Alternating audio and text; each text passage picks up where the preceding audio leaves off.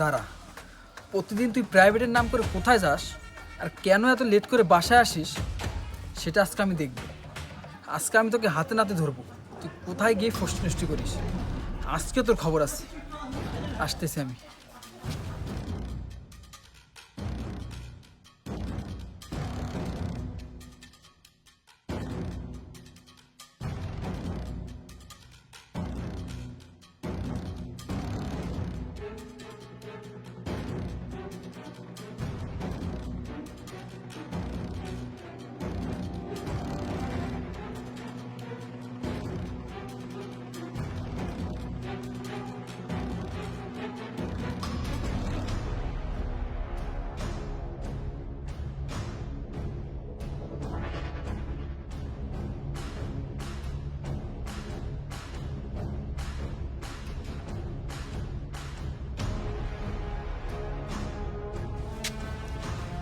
ও আচ্ছা, তার মানে তুই প্রতিদিন প্রাইভেট পড়ানোর নাম করে এই ছেলের সাথে দেখা করতে আসিস। দাঁড়া, আজকে তোর খবর আছে।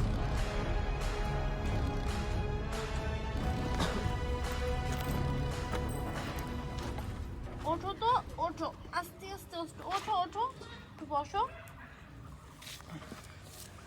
আহারে, খুব ব্যথা না শরীরটা? আর কিছুদিন কষ্ট করো, তোমার জন্য আমি কিছু টাকা জমাইছিলাম গো। সেই টাকাগুলো তোমার চিকিৎসা করতে শেষ হয়ে গেছে। তারপরে আমি ডক্টরের সাথে আরো কথা বলেছি। ডক্টর বলছে আর 50,000 টাকা হলে তুমি একদম সুস্থ হয়ে যাবা। আমার হাজবেন্ডের কাছ থেকে চাইলেও তো দিবে না, তো আমি আজকে যেভাবেই পারি না কেন আমি ম্যানেজ করবো, দিয়ে তোমাকে আমি সুস্থ করে তুলবো, ঠিক আছে? একদম টেনশন করো না, তুমি একদম সুস্থ হয়ে যাবা। তখন থেকে মনে হয় কিচ্ছু খাইনি, কি অবস্থা হয়েছে, মুখ টুক শুকাই গেছে একদম। দেখি তো একটু পানি খেয়ে নাও, দাঁড়াও।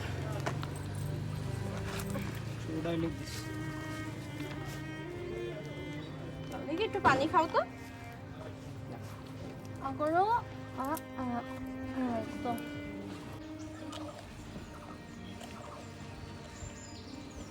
আচ্ছা, তুমি তো প্রতিদিন এইভাবে আসো, তোমার শ্বশুর বাড়ির লোক জানতে পারলে তো তোমার অনেক বড় ক্ষতি হয়ে যাবে। আমি চাই না আমার কারণে তোমার কোনো ক্ষতি হোক। তুমি কালকে থেকে আর আইসো না। আরে তুমি কি বলো না, পাগল নাকি? হ্যাঁ, ওরা তো কখনো জানতেই পারবে না আমি যেখানে আসি, সেটা কেউ জানে না। তুমি একদম নিশ্চিন্ত থাকো। আর কি অবস্থা হয়েছে, তুমি খাওয়া দাওয়া তো করো নাই নিশ্চয়ই? আমি তোমার জন্য খাবার এনেছি, ঠিক আছে? এখন তুমি চুপচাপ খাবারটা খেয়ে নেবা, কোনো কথা না, ওকে? বেশি কিছু হয়নি, নর্মাল হয়েছে তো, একটু খুব দ্রুত আসছি মনে করো। আজকে আমি আসতে আমার লেট হয়ে গেছে অনেকটা। এক মিনিট।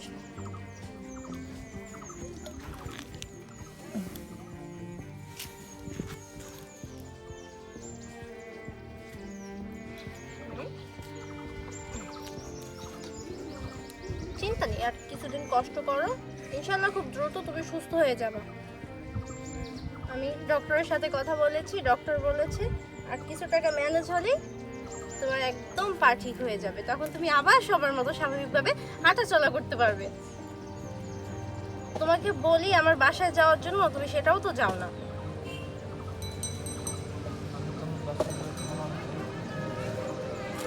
আমি চাই না আমার কারণে তোমার কোনো ক্ষতি হোক।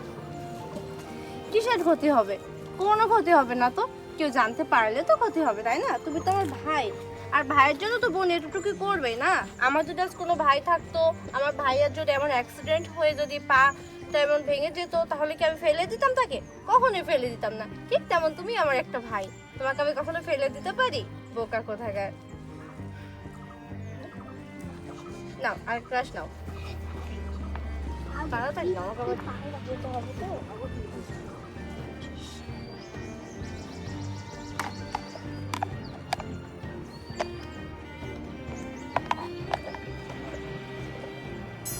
তুমি যে আমার জন্য এত কিছু করতেছো, আমি কিভাবে তোমার এই ঋণ শোধ করবো? আমি তো তুমি হাঁটতে পারি। আচ্ছা হয়েছে, এখন নাও। কে বলেছে আমার ভাইটা পঙ্গু? হ্যাঁ, আর কিছুদিন গেলেই তো আমার ভাইয়া ইনশাআল্লাহ খুব দ্রুত সুস্থ হয়ে যাবে। তুমি তো আমার ভাইয়ের মতো। ভাইয়ের মতো কি, তুমি তো আমার ভাই। কেননা ছোটবেলা থেকে আমি কোনো ভাইয়ের আদর ভালোবাসাও পাইনি, বা ভাইয়ের ভালোবাসা যে কেমন হয় সেটাও আমি জানি না। আর সবচেয়ে বড় কথা কি জানো, আমি একটা ভাই পেয়েছি, আর সেই ভাইকে আমি বোনের ভালোবাসা, আদর, স্নেহ দিয়ে সুস্থ করে তুলবো খুব শীঘ্রই ইনশাআল্লাহ। আচ্ছা তো আসছে অনেকক্ষণ হয়ে গেছে, এবার তুমি বাসায় ফিরে যাও, নাহলে কেউ দেখে ফেললে অনেক বড় সমস্যা হতে পারে।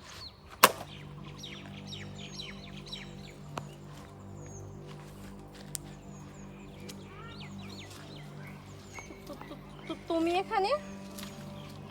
হ্যাঁ, আমি এখানে। আমি তোমাকে ফলো করতে করতে এখানে আসি।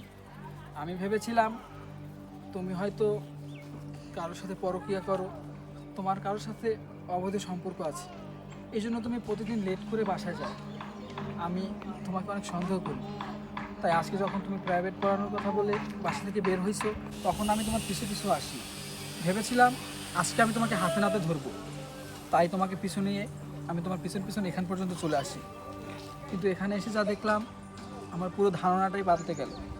আমি, বিশ্বাস করো, আমি তোমাকে অনেক ভুল বুঝেছি। আমি ভাবতেও পারিনি যে তুমি এরকম একটা কাজ করতেছো। আমি ভেবেছিলাম তুমি হয়তো খারাপ হয়ে গেছো, বাজে মেয়েদের সাথে মিশে, সমাজের নষ্ট মেয়েদের সাথে মিশে তুমি হয়তো বা খারাপ হয়ে গেছো। তুমি হয়তো আমাকে আগের মতো আর ভালোবাসো না, এই জন্য আমি তোমাকে সন্দেহ করেছি। দেখো, তোমাকে সন্দেহ করাটা আমার একদম উচিত হয়নি। আমি না বুঝে তোমাকে ভুল বুঝেছি। তুমি প্লিজ আমাকে ক্ষমা করে দাও। দেখো, তুমি আমাকে যেমন মেয়ে ভাবছো, আসলে আমি সেরকম মেয়ে না। ওর নাম শুভ।